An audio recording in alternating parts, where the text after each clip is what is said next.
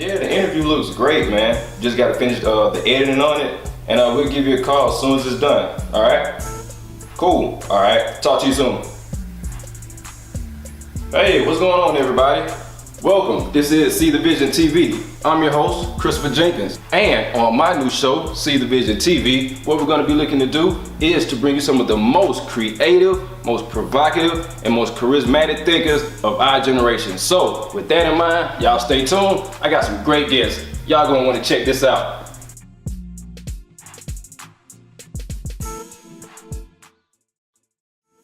This episode of See The ViZion is brought to you by the Albany Fish Company, located 1921 Dawson Road, Albany, Georgia.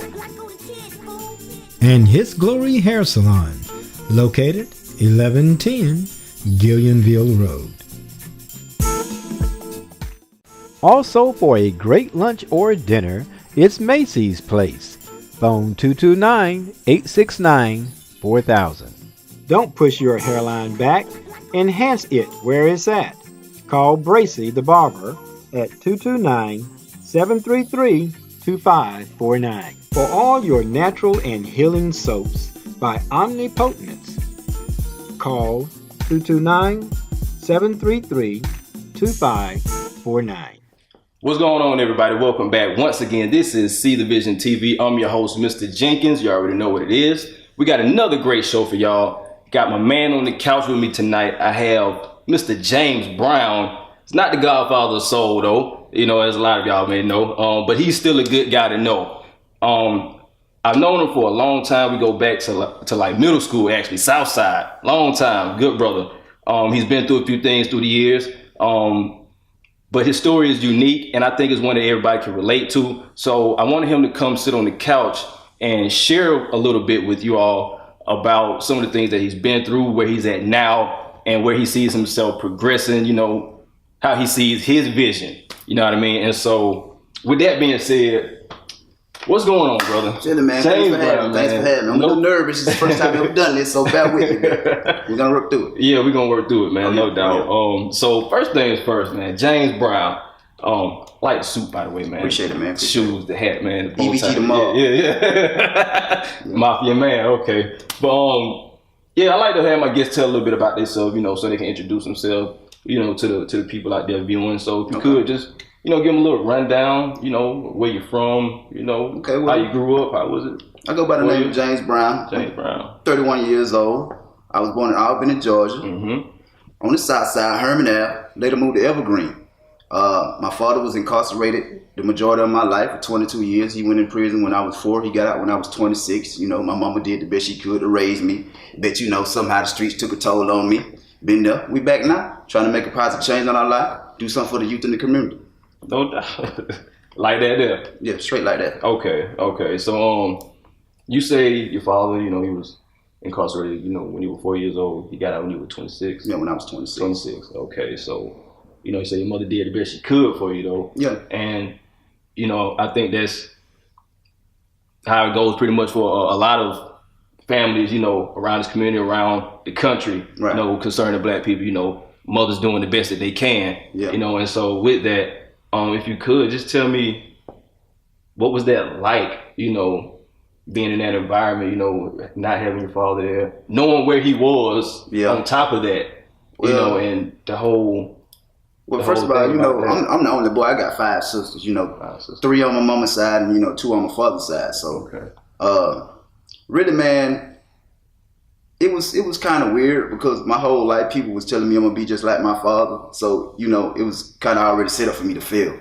You know, they kept beating in my ear. It was already pretty much set up for me to, you know, turn to the streets. It was like people were cursing me from you know, since I was a child. So, it kind of hurt that time because sometimes I felt alone. You know, my mama, she was married. But, you know, me being stubborn, thinking about my daddy, me and him always bumped head because I was always like, yeah, you know, you're not my daddy. So, you know, so we had problems. But as I got older, I kind of realized that it was more so my fault of the relationship that we had because I was being stubborn. Just, you know how a child is. You know, you're not my dad. I don't have to listen to you. So, you know, it caused a lot of strain on my mother's marriage, you know, but as I got older and wise, you know, I made it up. You know, me and him, we like the best of friends now. Because to be honest with you, you know, to tell the truth, once my father got out, he wasn't the person that I thought that he was gonna be. So the whole time I really was wasting time on a good relationship with the right father, trying to wait on the wrong father. You see what I'm saying? I see what you're saying. Yeah. Wow, that's powerful. Wow.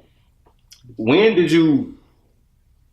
Well, because like before that, you know, without your father, you know, like you said, you turned to the streets. A lot of things were happening. You know, being stubborn. Yeah. You know, hard headed, not listening. You know, not paying attention. You know, and so, you know, eventually, you know, like you said, the streets took over. Yeah. At what point did you kind of see that transition happening when you took that other lane? You know what I mean? I seen it happen basically when I bought my first car on my own, you know, with my own money. And from there, man, it just was a whirlwind. Everything was a blur. I can't really remember exactly how. I mean, it was just a blur. It was day in and day out, you know. Just doing what you kind of want to do. Yeah, whatever I wanted to do. Whatever you want to do. Yeah. How did it make your mom feel, though? Man. You could see the strain, the depression on her face. Every time I seen her, you could see that it was worrying her, but she still try to keep a smile on her face just to, you know, make me happy. Right. It bothered her a lot. It bothered her. What all else came along with that, you know, besides like just strain on your mom, though? Being robbed, family stealing from me, man, all kind of stuff, man. Being set up, people taking money, stealing money, you know, all kind of things. Yeah. A lot of stuff, man, a lot of stuff. And I wouldn't wish none of that on my worst enemy, to be honest with you. Right. Yeah. Man, so we were talking the other day, right? Mm-hmm. You know, just kind of having like conversation, just kind of preparing for the interview, and you actually do music. Yeah. My man actually does music. Yeah. He's kind of hesitant to tell y'all about that, you know, because he's kind of trying to transition and get some things in order right now, but he's a talented guy, and I can tell you this from like middle school. Like I said, we go way back. He would be in the back of the classroom, like beating on the table, you know, saying little rhymes and raps and quoting some of our favorite hip hop artists and, you know, that kind of thing. So he's a really talented guy. Yeah. So while you were going through all of that, I just want to know, where did music kind of come in, and what did that kind of provide for you at that time? You know, at that particular time when I was doing all that, it wasn't no such thing as music to me. You know, when we was in middle school, you know, music was my thing. Then that was before I got introduced to the streets. Yeah. Once I got introduced to the streets, music didn't mean nothing to me. I felt like rap was fake. I was doing what was real. I was really living it. They were talking about it. They were just talking, right? You know what I'm saying? I went with all that. You feel what I'm saying? Yeah. So it didn't play that part during that time. Not that time. Yeah. But when did it? Well, actually, lately, once I linked back up with Q, me and him, we was having conversations a lot, you know, having a couple drinks, you know, just vibing out. And he really been pressing the issue on me. Yeah. You see, I'm running from it, but he keep pressing the issue on me. So because he know. Yeah, I don't want to let him down. You know, anytime you got somebody that's pressing you to do something right in your life, it's kind of hard for you to let them down. So he really pressing me to do it. I really don't want to do it, but by having so much love for him, you know, he being my music manager, I'm like, okay, well, I'm going to do it for you. Just like this interview, I was a little skeptical about doing this because it's not, I'm just the type of person like, I'm just cool, calm, I like to play the back row, you know what I'm saying? Right. So, but I mean, I feel you though, but I think people need to hear what you got to say, man, because like it's powerful, like I say, and it's a lot that can be learned from those experiences. You know, it's all about sharing those experiences, I feel, you know, so people can actually get like a clear view of that type of reality, you know, not just from what they may see on TV or something on the news, because, you know, that's not reality. Right. You know, we have people come in and sit down and tell you like, this is my life, this is what I live, this is what I know. Mm-hmm. I think that's a good thing, man. So like, yeah, man, like don't shy away from the mic, the camera, man, none of that, man. People need to hear your story, man. Appreciate that, man. So as far as the music, you know, your man Q, he wants you to do it. Why don't you really feel like you want to do it? I mean, like, because I don't like the direction in which the culture is going right now. The images that are being portrayed on social network is something that I don't want to be a part of, such as flashing a lot of money, showing guns, smoking marijuana. Our youth are seeing that, you know, so they're growing up looking at that. They're thinking that's the right thing to do. Okay. I don't want to be a part of feeding poison to the community. That's just something that I'm not going to do because I got a child too. You see what I'm saying? So that's the reason why I'm kind of straining him. A son. He's 7 years old. 7-year-old son. Yeah. Right. I just don't want to be a part of feeding poison to the youth. Yeah. Well, how does your son feel about your growth? How does he feel about it? What do you notice? You notice anything? I noticed that he's kind of clinging more to me when he's around me. Mm-hmm. Back in the days, he was like earlier, he was kind of afraid of me because of, my whole demeanor had changed now. I'm a little bit more happier now. Things are much different. So he sees that within me. Right. He's more comfortable around me now. Okay. Yeah. Speaking of being in like a happier place, which is a good thing, it makes me think about, some of those dark places that, that you've been through. Yeah. And one of those places that I wanted to ask you about was that place in time where you lost a good friend. Well, we all lost a good friend, a good friend from around the neighborhood, Preston. If you could you just tell me a little bit about that? Well, and how that helped, shaped you too? Well, Preston, me and Preston, we came up from P. Roney. Yeah. R.I.P. P. Roney, lazy eyes, by the way. We came up from like this, so it bothered me a lot. And to be honest with you, the thing that bothers me the most to this day is that I didn't man up to walk to his casket. I didn't view his body. I couldn't do it. So that kind of like bothers me a lot because I didn't do that last viewing of him because it was just something that I couldn't build myself up to do. Mm-hmm. So I feel like from this day forward, no matter what I do or no matter what platform God put me on, I'm gonna make sure that I keep him in and keep his name alive, no matter what I do. Right. So I'm gonna make it up. That's right. Pete know you love him, man. Yeah. That's right. He know that. He knew that, right? So I know you rap, but you're not a rapper. But if you could, could you let the people know if there's anything that you're working on or something people can be expecting to see from you? Because, actually, like I say, people need to see you, man. We're in mid-production on my first mixtape, which will be called "It's Not Too Late." It's never too late. That's what it's never too late. Okay. We're in mid-production of that. Hopefully, we'll be finished with it by mid-February and get something to the people by mid-March. So anytime before April, you will hear something from me. Okay. Because he ain't gonna get off my back until I do it. I need my back, by the way. That's what's up, man. Yeah, man.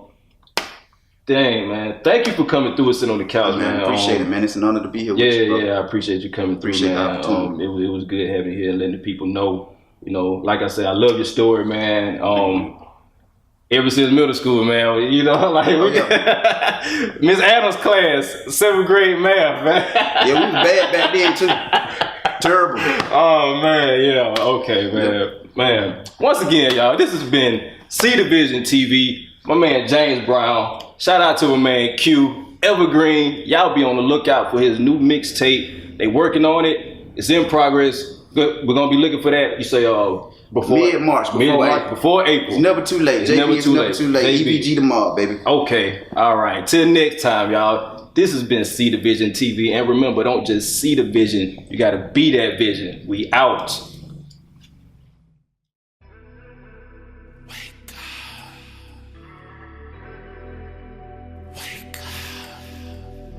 We are the truth. Wake up.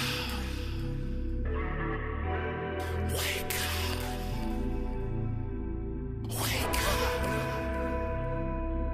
Wake up. Wake up. Wake up. Wake up. Wake up. I love my best friend, and I was mad at nothing. Look off in his casket. Damn. Shit got my knee weak. Lord, make sure you take care of my big G. I know he looking down, smiling down on me. Still going in strong for the EGB. Cause that's the only way he wanna R.I.P. to P. I like my best friend, and I want man another lick off in his casket. Damn, man. Shit got my knee weak. Lord, make sure you take care of my big G. I know you looking down, smiling down on me. Still going in strong for the EGB. Cause that's the only way he wanna R.I.P. to P.